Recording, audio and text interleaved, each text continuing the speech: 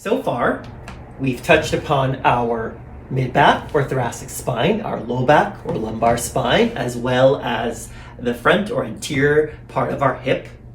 And now we're going to be touching upon those last two in terms of stability and strength. So, bird dogs are an amazing exercise because they actually help your abdominal muscles and your low back muscles work together as a unit. Something that gives you stability, but even more excitingly, gives you power.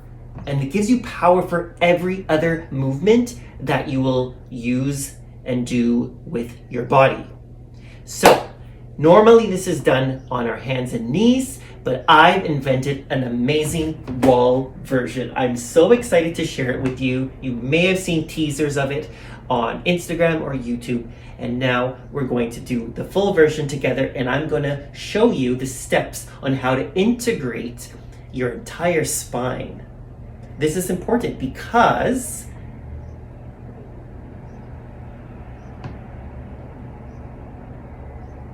this always wants to fall out.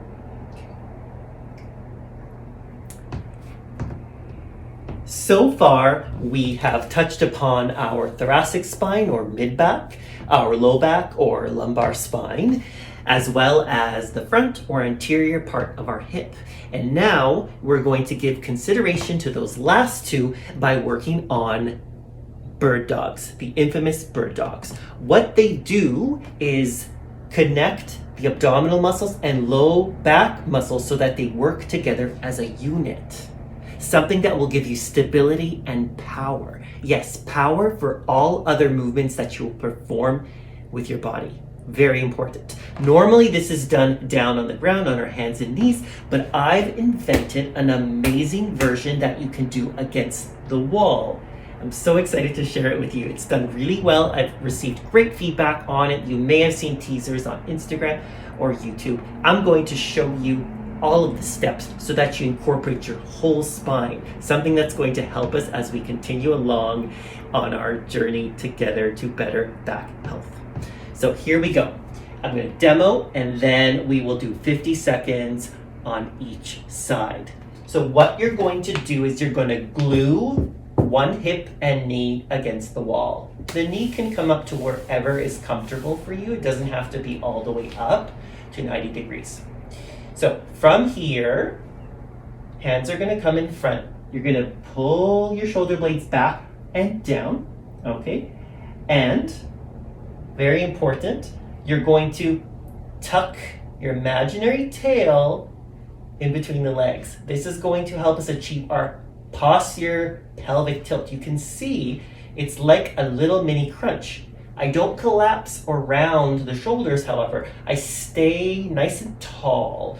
But I do want to exaggerate a little bit because we're going to lose some of that as we start to move our other limbs. Okay? So feel free to really be dramatic with it. Really feel that belly button pulling in towards the spine as we tilt. Okay? The knee of that long leg, it's free to be bent, it's free to be soft. Don't worry too much about that. So from here, we have our shoulders back. We're going to lower our chin, look straight ahead, and then kind of pull those ears back to a comfortable place, ideally over the shoulders. And from here, we start to move that outside hand up and down, maintaining all those components. So we're maintaining the alignment of our upper spine, our head, okay? And we're maintaining our shoulders, and we're maintaining that pelvic tilt. That's it. Not so bad, right? Okay, are you ready? 50 seconds each side together. Let's set up and go for it. This is really good. You want to make sure you're breathing and smiling and close your eyes once in a while to really feel what's happening in the core area. Here we go. We got our setup with our hip against the wall. We're planting that hip, letting it grow roots. We're getting that tilt. Most important part is the tilt. We want to sink. We want to start to activate the muscles, and we want to avoid lifting and tucking that spine in by flattening the back. All right, arms are going to be straight out in position and glide those ears back. That's your chin tuck, right? The infamous chin tuck, which we will get to in the future. So here we go, ready? And let's start our 50 seconds.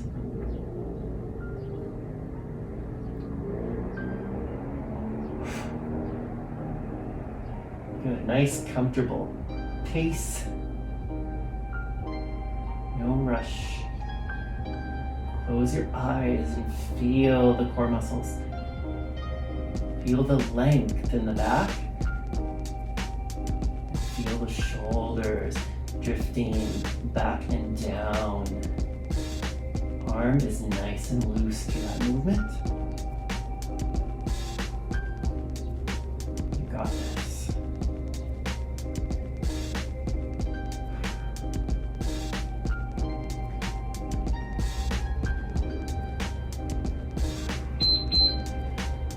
There we go.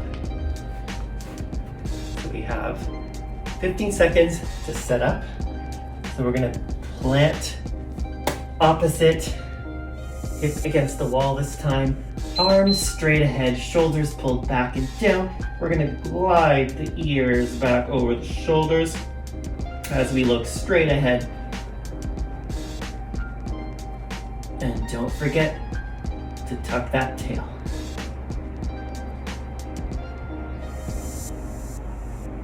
Suppose I should ask, what kind of animal are you that you have a tail? Maybe you can let me know sometime in our group sessions.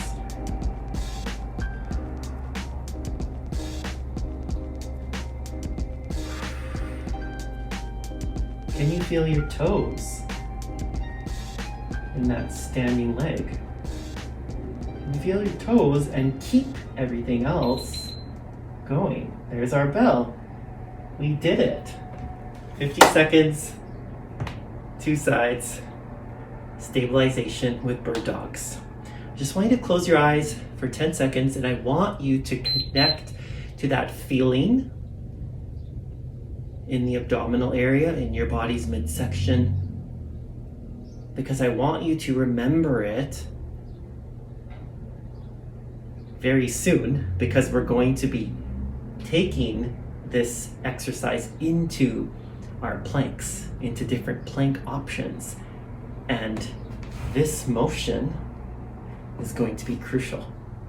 So take another few seconds and connect your brain to this part of your body and the feeling that you are experiencing right now.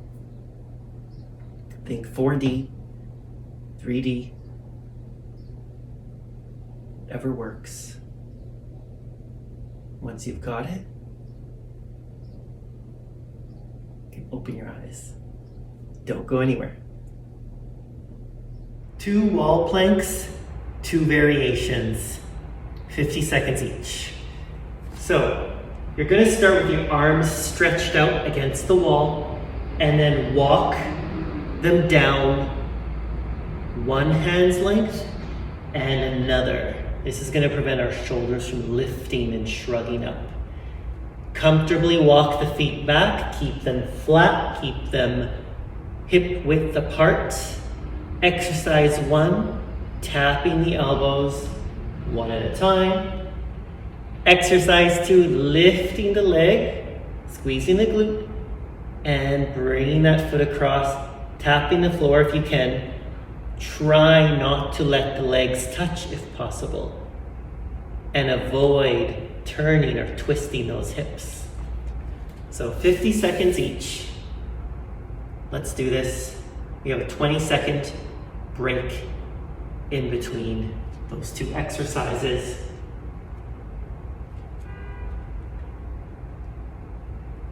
Don't forget to walk those hands down and keep those shoulders relaxed.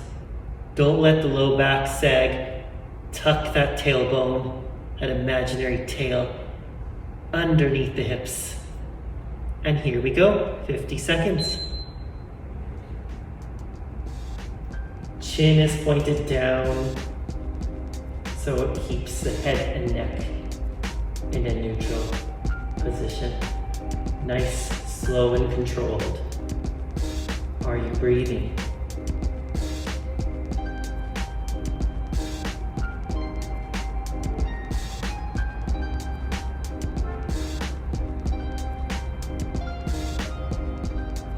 Are you squeezing your glutes? Are you squeezing your calves? Are you pressing your toes and the edges of your feet into the ground? Invite, invite, invite. Almost there. And that's our rest. 50 seconds to go. We're adding those leg extensions, those leg lifts. Which is a great bonus actually, because you're working that gluteus maximus at the same time as core control. That's our bell. We're in position and extend and reach or tap.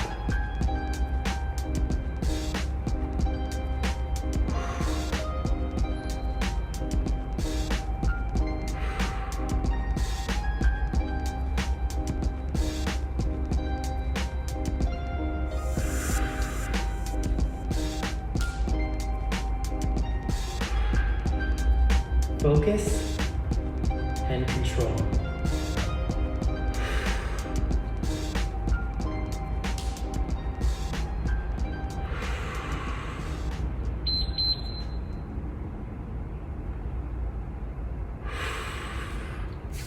Great work.